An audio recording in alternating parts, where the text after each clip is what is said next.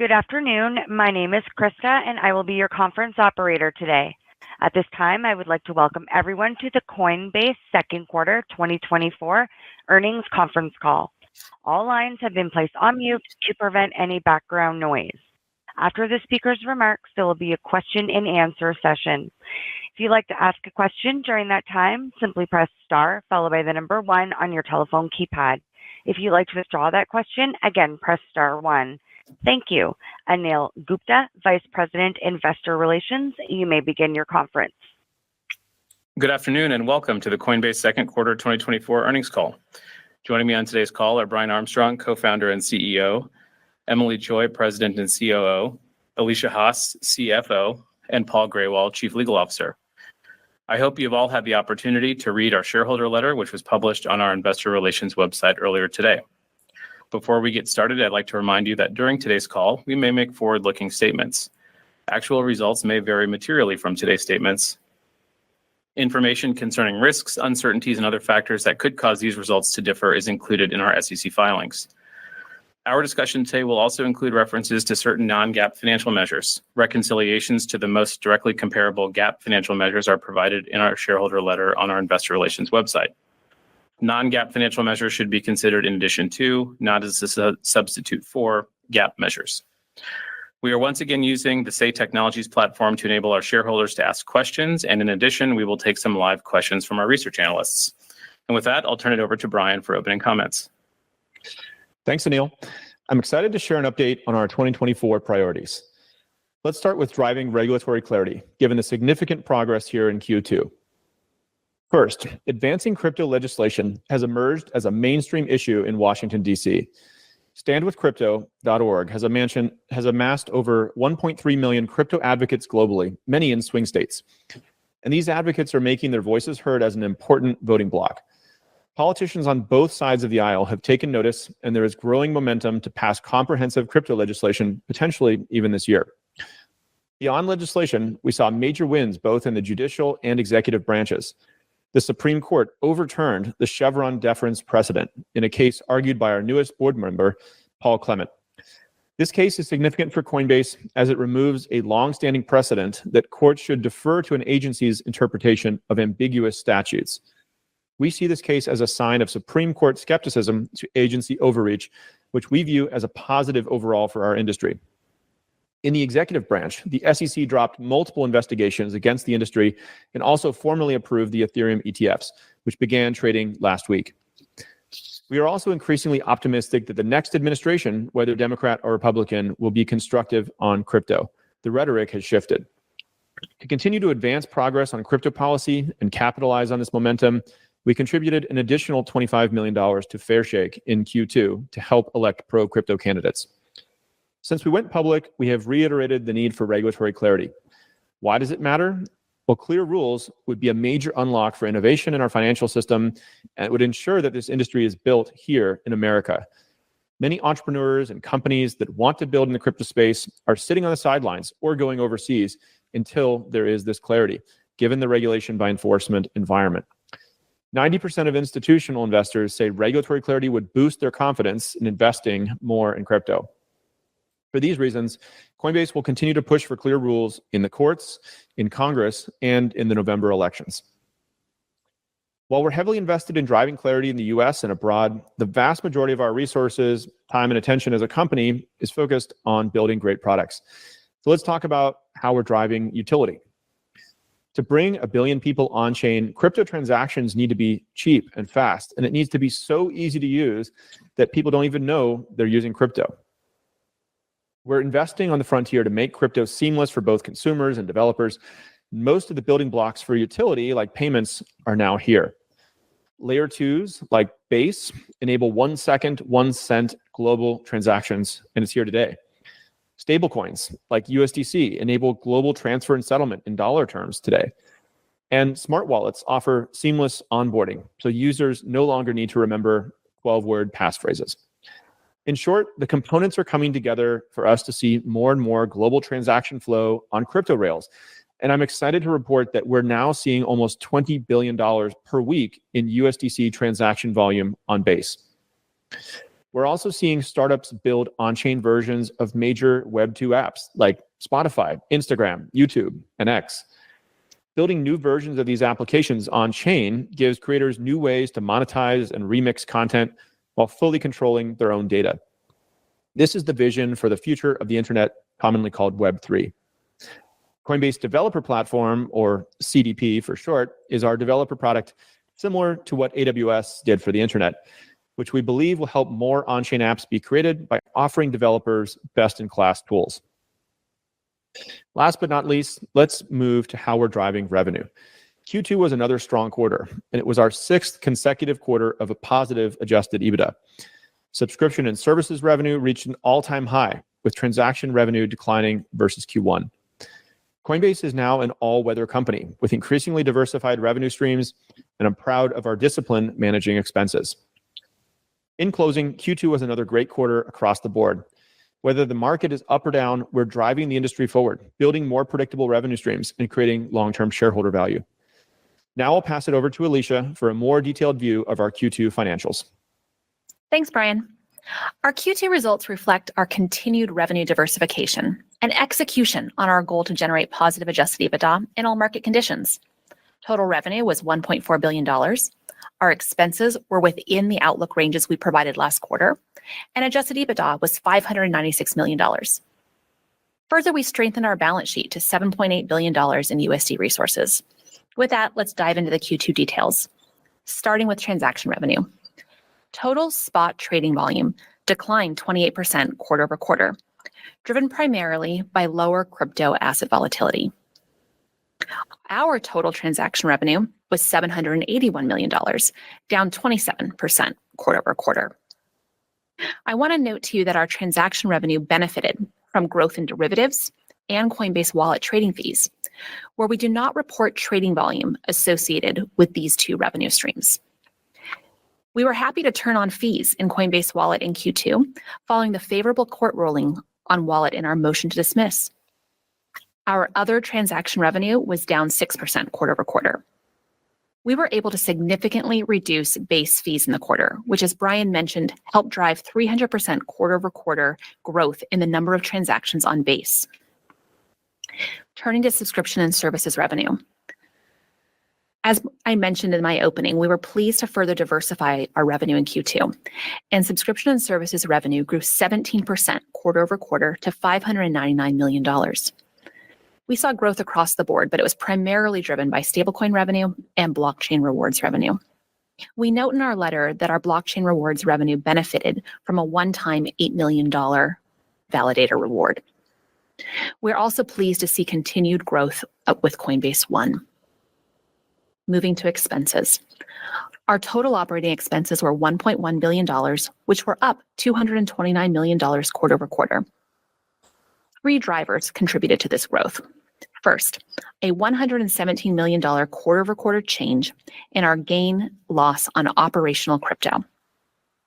We recorded a gain in Q1 and an expense in Q2, as crypto prices were lower in the second quarter as compared to the first.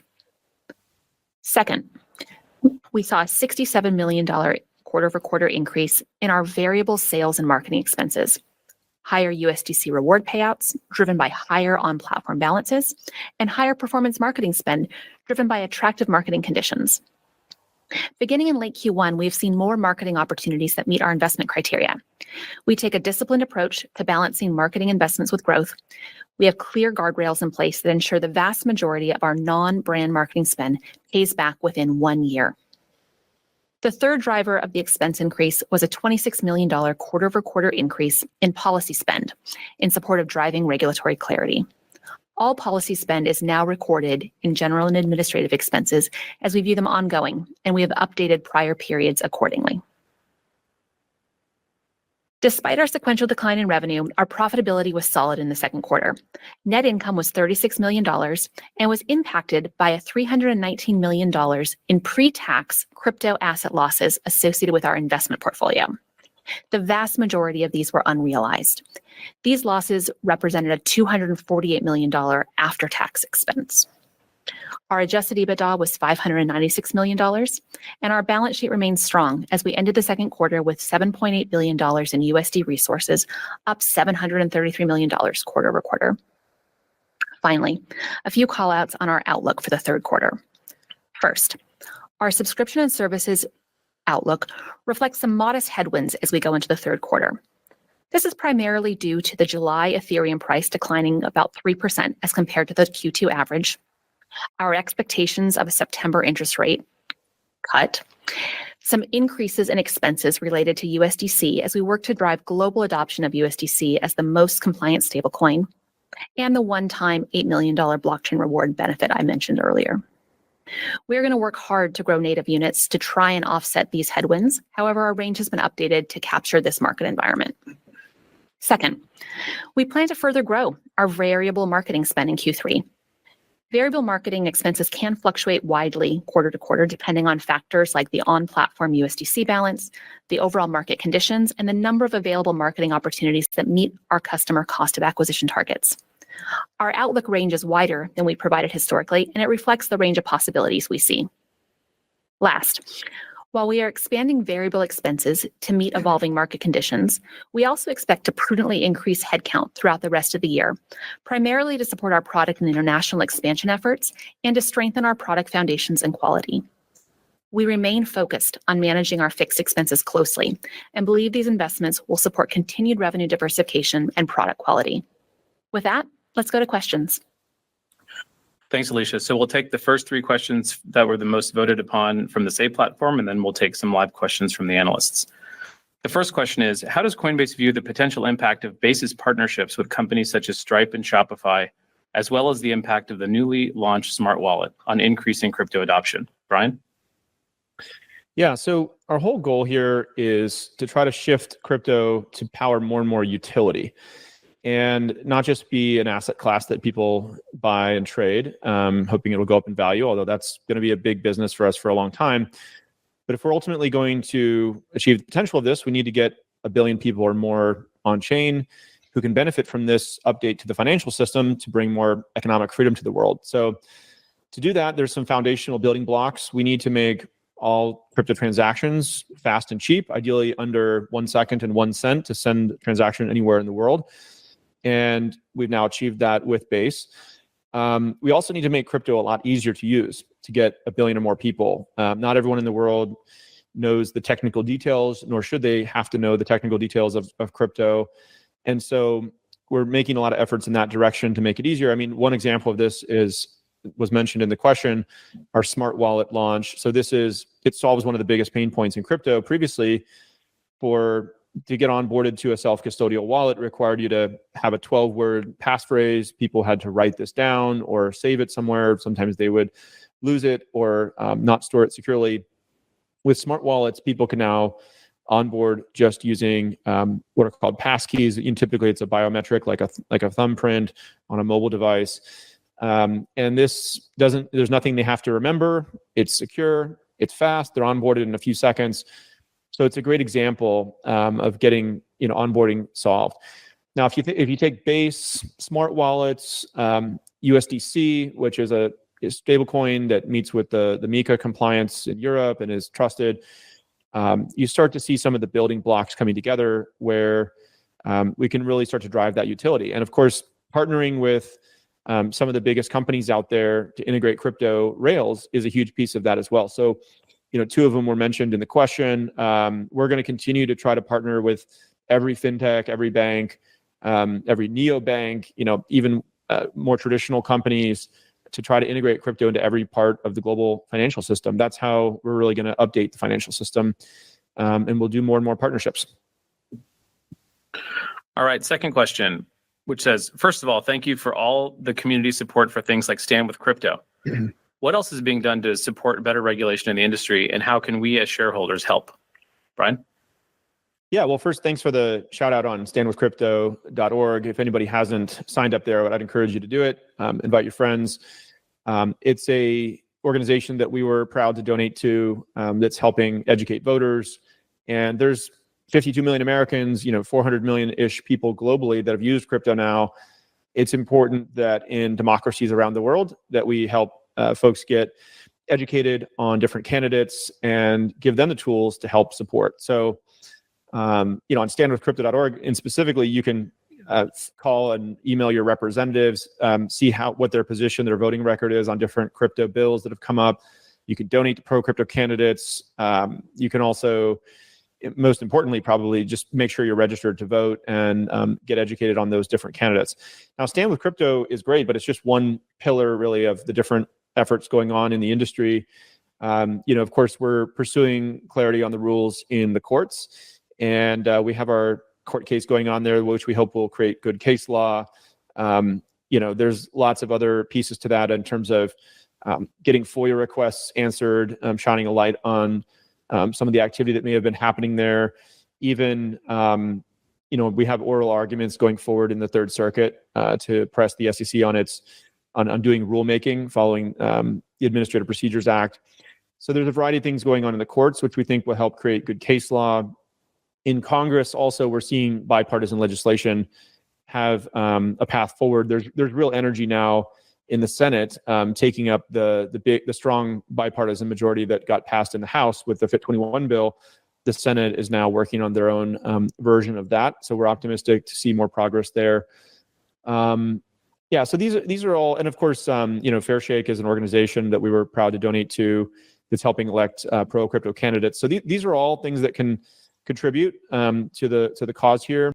If any of you want to know what you can do more to help, I'd start with standwithcrypto.org and make sure you're signed up there and contact your representatives and register to vote. All right, and our final question from Say, what level of revenue are you projecting for custody in funds of the crypto ETFs? Can you break that down between ETH and Bitcoin?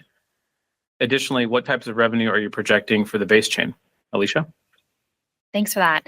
So ETFs have been great for our industry. They have really generated a flywheel of activity across our product platform and deeper engagement across the ecosystem. It's unlocked new capital. We're benefiting in three ways. We get trading, we get custody, and we get additional financing business in our prime financing product from our institutional clients with the ETFs. We're not breaking out total ETF financial impact at this time. Our view is that this is just adding to existing products and revenue streams that we have, and we don't speak about specific sub-products or client activity on our platform. But we're really pleased to see the overall interest that the ETFs have brought to the crypto industry and to our product. Additional types of revenue for the second part of the question that we're projecting for base. Our focus, as I mentioned in my opening remarks, is driving developer activity. We're driving those transaction volumes that we commented on. We're doing this by driving down fees, increasing the scalability, and creating a powerful developer platform that's enabling anybody to build these on-chain products. We believe that this growth will then add users to developer products, will add developers and apps on base, and that in turn will drive transaction volume and will drive down sequencer fees, and we will then see revenue as a result of those efforts. Thank you. And so with that, Krista, let's open up the line for our first question, please. Certainly. Before we begin, please limit yourself to one question. Your first question comes from the line of Devin Ryan with Citizens JMP. Please go ahead. Great. Thank you. Hi, Brian. Hi, Alicia. I just want to ask a question about the derivatives platform. And we're tracking just quarter to date, a continuation of building volumes there. And I know you're not breaking it out in revenues separately yet, but it sounded like it was a positive contributor in the second quarter. So I'd love to just get some perspective around, how you think you're taking share in that market. I know it's coming off of a low base. What are you seeing with customers coming on platform? And then over time, are there opportunities to either take up the average spread per trade or drive other incremental revenues with the customers that are trading derivatives? You're trying to think about kind of the bigger picture of where this may be going since it's trending positively. Thank you.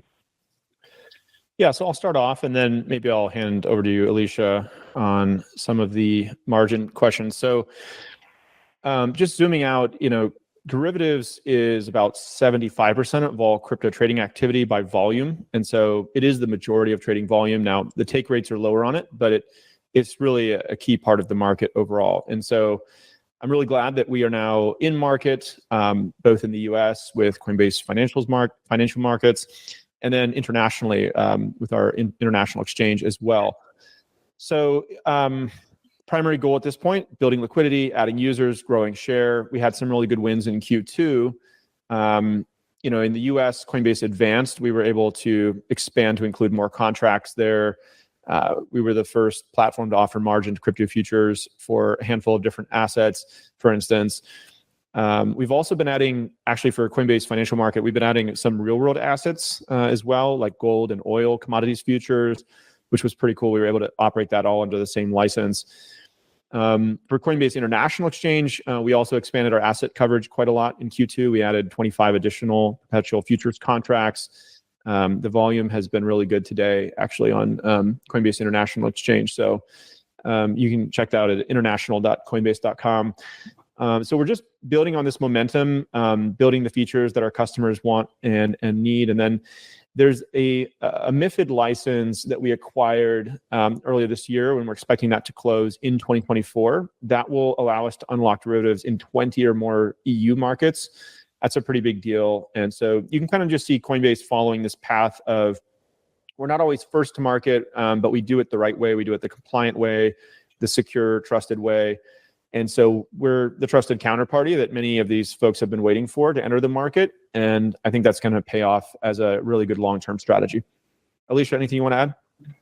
The only thing that I would add, as Brian said, it is early. And at this point in time, derivatives, while an important future growth driver, is not a material driver of our financial results.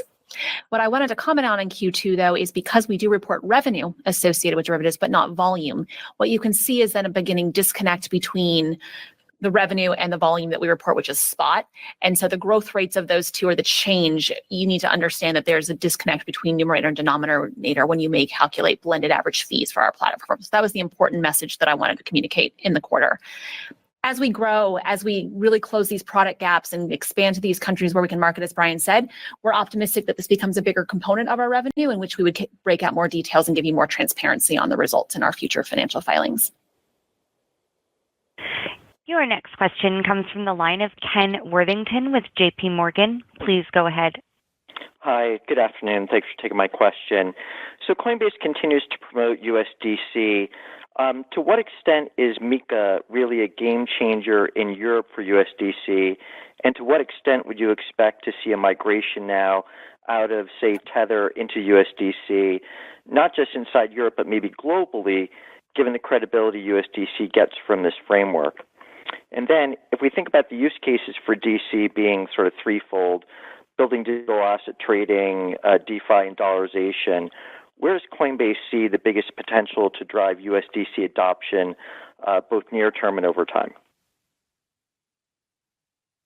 Yeah, well, I'll start off and then I'll pass it to Alicia here. So the MiCA legislation is a really big deal in Europe.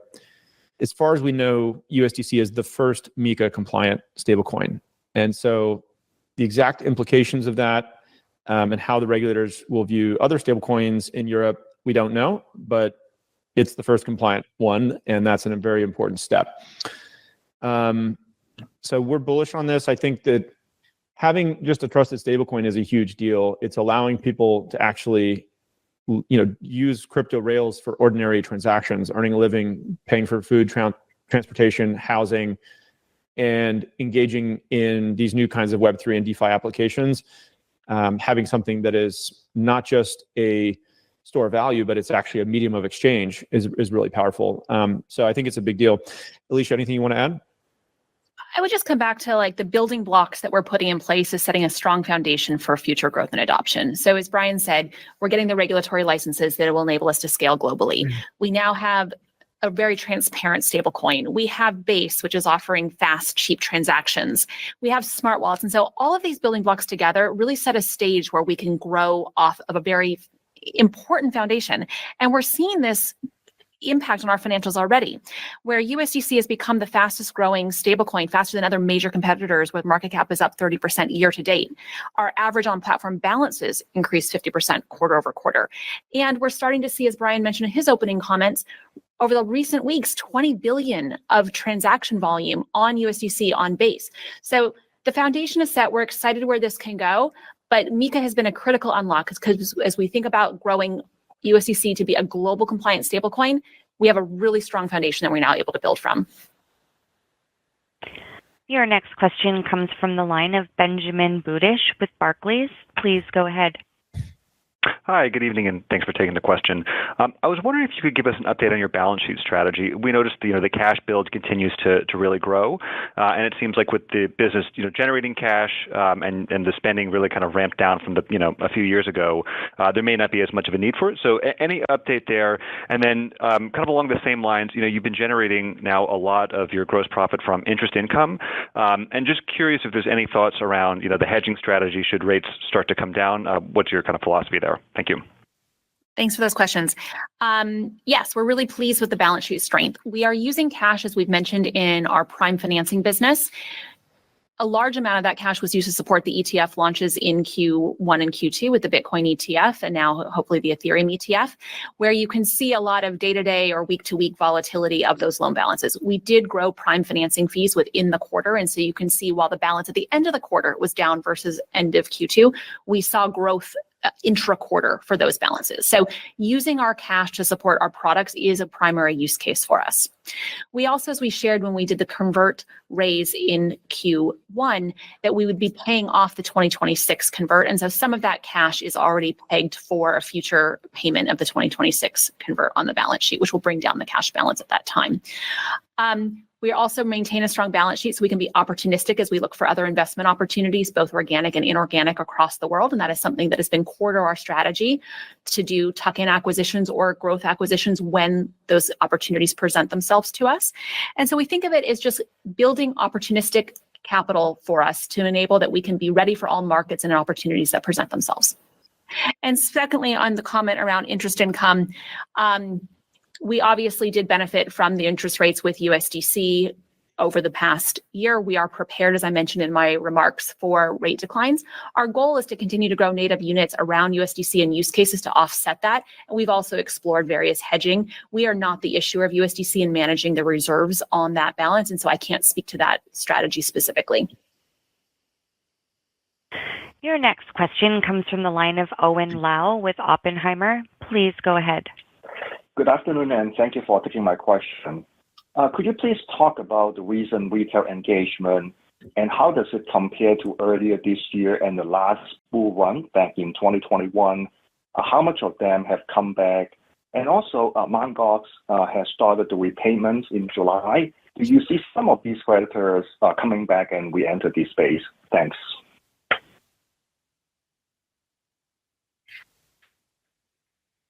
Oh, and I'll start with that. So our retail engagement is different from the last bull run because in the last bull run, we really only had a trading product platform available to our retail customers.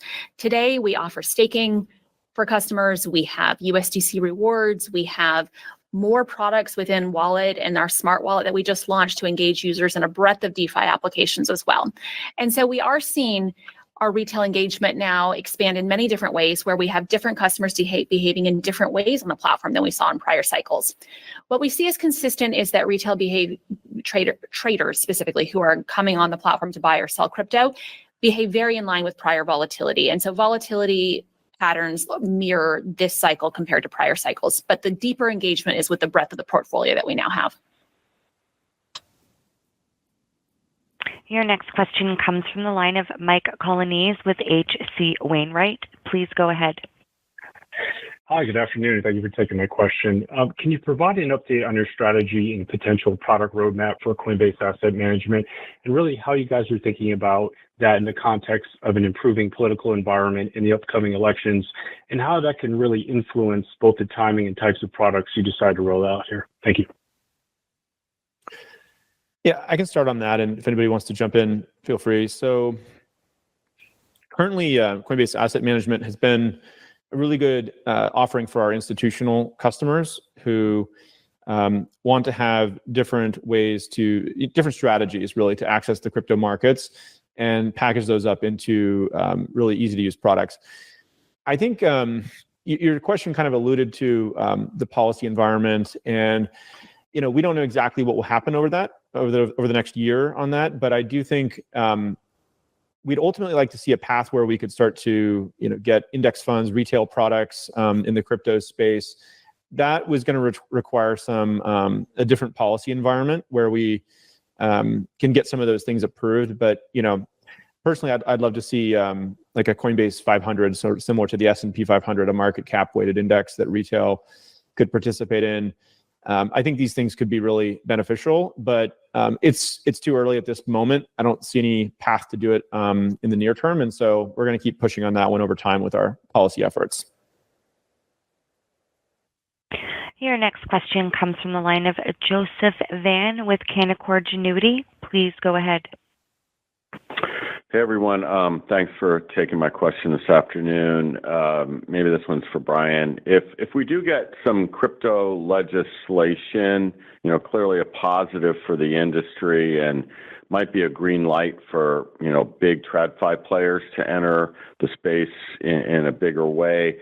How do you see that, relative to Coinbase's position? Would you see big TradFi guys as competitors or partners, or maybe it's co-opetition? Just, it might be a little early here, but it'd be interesting to get those views. Thanks a lot. Yeah, well, I think you're right that the lack of regulatory clarity is probably the biggest blocker for institutions to put more and more funds into crypto. We have a huge number of them as clients in Coinbase Prime, our institutional product.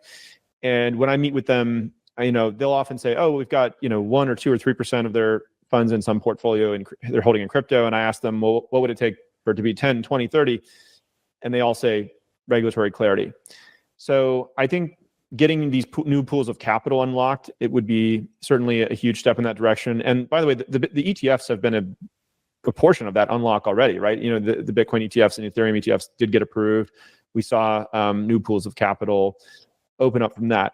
But the regulatory clarity goes way beyond just new pools of capital coming in. That's great. But perhaps like the more even exciting part of it is that today you have to be pretty resilient to be a crypto entrepreneur. I mean, most of these folks, they're, if you're in your early 20s and got a couple of folks right out of college with a laptop and a dream and they want to build a crypto company, you have to be pretty intense to go into this market. And, you might get a Wells notice in the first few weeks and you have to call your parents and tell them that, you're being sued. So that's not most entrepreneurs' idea of the first company they want to start. Now, many of them are still doing it anyway, or they're just going overseas, but it's really hard to put a dollar figure on this. But if we actually have a welcoming environment where the rules are clear and everybody can just follow them, we could see a huge surge of innovation with all kinds of new applications being built. By the way, the biggest the partners that we talk to, some of the biggest tech companies in the world, when we talk to them about integrating crypto, they often will say the same thing. They'll say, well, let's try to wait for regulatory clarity. So for instance, with the MiCA regulation that passed the comprehensive crypto legislation in Europe, that actually did open up a bunch of conversations in Europe, and they're all hoping that it happens in the US as well. So anyway, you can look backwards and say, man, where would we be if this clarity had been there 5 or 6 years ago? But I'm an optimist. I try not to look at the past. I try to look at the future. So where will we be in 5 or 6 years if we get something passed in the US as well? And clear rules are good for everyone. Your next question comes from the line of Pete Christensen with Citigroup. Please go ahead. Good evening. Thanks for the question here. Brian, I'm very intrigued by the comment on the increase in the on-chain initiatives, Fortune 500, so on and so forth. Super interesting. I was just wondering if you can call out some discernible trends here. I know you mentioned Spotify, many-to-many kind of market. That's interesting. What about like B2B or B2C? And then with some of these early adopters experimenting with Web3 development, are you seeing these players experimenting at their core level, or is it really at the application level? And finally, what's Coinbase's role simply in the development process of on-chain initiatives? If you could just help us crystallize that, I think it'd be really helpful. Thank you. Yeah, sure. So a lot of the core pieces I think are there now. with these layer 2 solutions and smart wallets, like we talked about, Coinbase Wallet as a self-custodial wallet can be an easy platform for these folks to interface with, USDC, et cetera. So a lot of the core pieces I think are now there. ENS is another one, by the way, having the Ethereum name system. So having sort of these identities online that can accumulate reputation, and these are all kind of core building blocks. So I think a lot of the innovators are now coming in at the application layer. And we're actually hosting a hackathon called Basecamp today in California. And we have hundreds of builders there learning about how to build on chain, launching new applications. It's a really cool event. I was just dialed in earlier this morning. These kinds of things are happening more and more frequently now. And you can think about a lot of the big applications in Web 2. Think about what would Airbnb or Uber or Wikipedia or some of the social apps like X or Instagram or music apps, right? Like Spotify, like what would these look like in a Web3 world? And, I think the people creating the content, whether you're the biggest artist in the world or you're kind of an average person getting into it, they can actually own their own content, have a direct relationship with their fans, directly monetize their fan base. People can remix content. There's an attribution chain as people remix this, whether it's text, audio, video. There's an attribution, a provenance that's formed on chain to prove where these things came from and what were they derivatives of, the monetization can flow through all of that. And then also it kind of really rewards the early people who come in to build these networks, right? Like an Airbnb or an Uber on chain. So it's great. We're seeing a lot of innovators come in, and the way Coinbase can contribute to this, one of the main ways is we're building a developer platform, right? Called CDP, Coinbase Developer Platform. It's kind of like our version of AWS. We had a bunch of these tools internally we were using to build our own apps, and we said, hey, we might as well expose them to third parties, allow third parties to build on top of them. Some of those are going to be Web3 startups building on chain. Some of them might be fintech companies or banks or financial service companies that want to integrate crypto into their products. Some of them might be shopping, like kind of e-commerce checkout solutions that want to have crypto as an easy way to pay globally that has lower fees than paying 200 basis points for credit cards, or having high decline rates, high chargeback rates. So we're seeing interest from merchants in those regard. So the answer to your question is we don't really see it as competitive with these other firms. We see it as we want crypto to be integrated into every part of the global economy.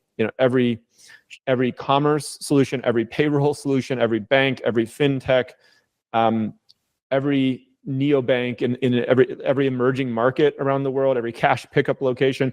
We want really crypto to be the rails that power the future of the global economy. And because they're better rails, they're faster, they're cheaper, they're more permissionless, and that's what's going to increase global economic freedom if we can update the global financial system. I couldn't have said that any better, but I just want to say, Brian, this is our belief, and what we are now focused on is building the user experience. We are focused on fixing cost, fixing speed, security, and user experience, and that is what you see our building blocks coming together to enable this future that Brian has just painted for us. Your next question comes from the line of Dan Dolev with Mizuho. Please go ahead. Hey, guys. Hey, Brian. Hey, Alicia. Thanks for taking my question. So really good results. Wanted to know something about pricing. So it looks like consumer transaction take rates ticked up 13 basis points. Maybe you can talk a little bit about the pricing environment and drivers of the uptick and sustainability of that. Thank you very much. Thanks for the question. So as I noted in my opening comments, we have two revenue streams, derivatives and wallet fees. Those are revenues for us that hit consumer transaction revenue, but there's no associated spot trading volume in our reported spot trading volume metric. And so if you take the revenue divided by the trading volume, it's a little bit of apples and oranges. Spot trading is the vast majority of our revenue, but now we have new growing revenue streams that are not yet material, but are now starting to influence that blended average fee rate if you do A divided by B. And so that's why we really wanted to call out that difference between the change in revenue versus the change in trading volume this quarter in my opening comments. So we saw the same mix between simple and advanced trading this quarter that we did in Q1, and we didn't have any material change into our fees this quarter as well. We continue to experiment. Experimenting with our consumer fees is one of our key strategies to make sure that we continually understand the market and our customer behavior. But this quarter, it was really due to growth in new revenue streams that aren't reflected in the trading volume. Your next question comes from the line of John Tordero with Needham. Please go ahead. Hey guys, thanks for taking my question. Me and a lot of my peers were down at Bitcoin Nashville last week or so, and Trump spoke. He spoke very positively on crypto. Given you guys have been close to kind of the political landscape this year, is there more bipartisan support for crypto behind the scenes than what we're seeing? Or would, 4 more years of a Democrat, would there continue to be kind of similar to the regulatory standstill and some of the difficulty in the crypto environment? Yeah, I can jump in. So the first thing I'd say is crypto is really nonpartisan. There are really strong champions on both sides of the aisle at this point, and a few skeptics, by the way, on both sides of the aisle, but it's predominantly, I'd say, supporters at this point. And as you noted, there's been a big rhetoric shift, really from both sides. But you mentioned one that certainly got a lot of attention in the last week. I mean, we feel like there's been a monumental shift. We feel very lucky that this political constituency is now being taken seriously in DC. It's a massive voting bloc. I think it was a group of people that felt underserved in the past, and they felt like they're the industry and they were being attacked. And we've seen a shift from both sides. Now, every voter has to, of course, make up their own mind. We want to make it easy for people to do that. There's various orgs we've contributed to, which try to make that easy, like standwithcrypto.org. And it's not just about at the top of the ticket, by the way. It's every congressional seat and local election as well. So 1.3 million people have raised their hand and said they want to elect pro-crypto candidates on Stand with Crypto. Almost all of those many of those are in the U.S., but I think it could be much bigger than that. 52 million have used crypto, and so if 1.3 million of them are active, or a little bit less than that's great. So I don't know what else to say besides that. I think we're feeling like there's a lot of momentum. Let's just leave it at that. All right, I think we have one more question in the queue. Your final question comes from the line of Patrick Moley with Piper Sandler. Please go ahead. Yeah, good evening. Thanks for taking the question.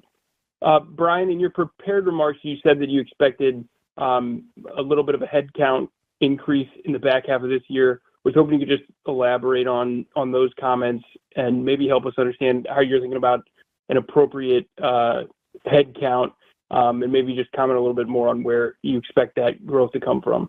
Thanks. Yeah, I'll take this one to start, and Brian, maybe you could add on. So I did mention in my opening comments that we do plan to increase hiring through the back half of 2024. This growth is going to predominantly go to our consumer and our international platforms, as well as to shoring up our product foundations to enable us to scale with the growth that we anticipate in the long-term business. So we are being prudent in managing these fixed costs. We haven't given a specific number, but we are going to be very thoughtful about investing in key areas of growth that we continue to see and make sure that we can meet the moment of the market. All right, well, that does it for today. Thank you all for your questions, and we look forward to talking to you again next quarter. This concludes today's conference call. Thank you for your participation, and you may now disconnect.